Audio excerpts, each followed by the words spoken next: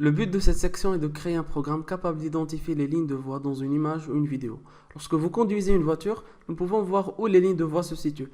Par contre, une voiture n'a pas de vision et c'est là où la vision par ordinateur entre en jeu grâce à des algorithmes complexes qui permettent à l'ordinateur de voir le monde de la même manière que nous l'utilisons pour visualiser la route et identifier les lignes de voix dans une série d'images de caméra.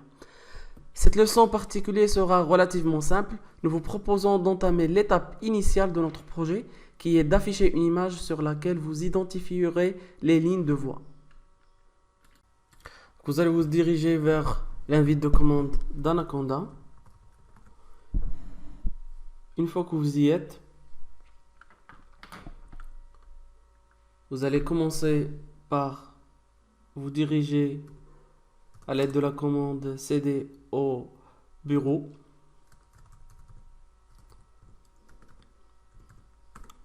Une fois que vous y êtes, vous allez créer le répertoire dans lequel on va placer le programme écrit en Python et l'image qu'on va afficher.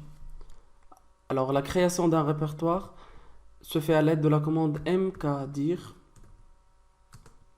Alors vous nommez votre répertoire comme vous voulez. Détection de ligne, par exemple. Alors pour moi, détection de ligne a été déjà créée, donc mkdir ne fait absolument rien. On doit également installer la librairie OpenCV à l'aide de la commande pipe. Là, on va écrire pipe install OpenCV Python. Voilà. Une fois l'installation terminée, vous allez voir le message qui apparaît sur l'écran. Le dernier téléchargement qui vous reste est celui de l'image où il est question de détecter la ligne de voix. Je vous ai mis l'image sur GitHub. Je vous invite alors à accéder au lien qui s'affiche sur l'écran.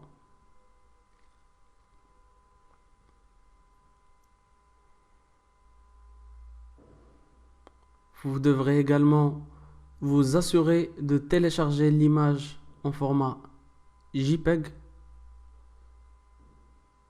Sinon, vous risquez d'avoir des soucis au niveau de la programmation.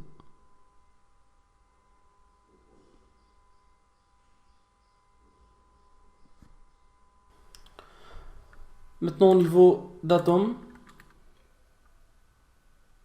on clique sur File, Open Folder, et puis au niveau de Desktop, on ouvre le fichier qu'on vient de créer, c'est détection de ligne.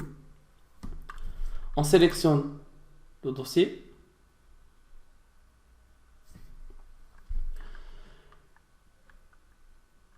Alors, une fois qu'on a sélectionné le dossier,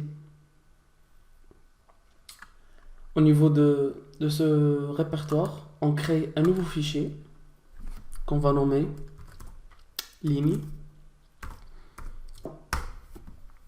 Voilà, c'est fait.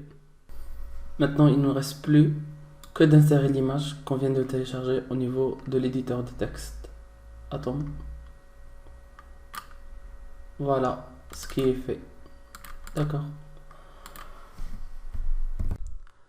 Au niveau implémentation, on commence par appeler la librairie OpenCV. On crée une instance de l'image qu'on va lire à l'aide de la fonction imread.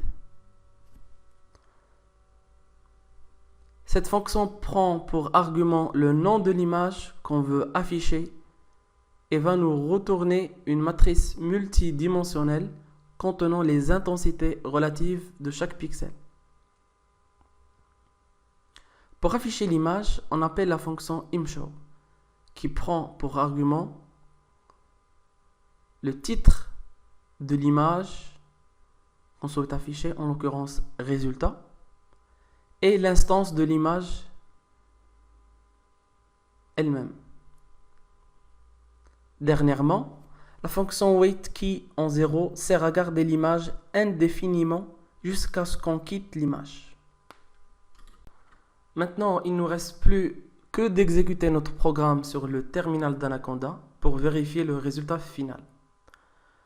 Comme vous pouvez le voir, on a la bonne image avec le titre qu'on a spécifié.